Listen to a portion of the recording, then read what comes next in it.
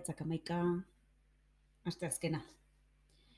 Gaurko egunez, duela 120 urte, 1902ko maiatzaren 11an, Josepa Antoni Aranberri Xenpelar bertsolariak neskazarren defentsan bertso sorta argitaratu zuen Ibaizabal astekarian.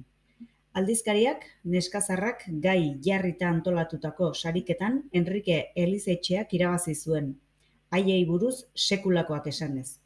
Emakume asko sutu zituen eta bere ama eta osaba Xenpelar bezalaxe bertsolaria zenez, Elizetxeari bertsoz erantzuteko eskatu zioten Josepa Antoniri. Besteren artean, gogorarazi zion Elizetxea gaixorik egon zenean, emakume ezkongabek zaindu zutela.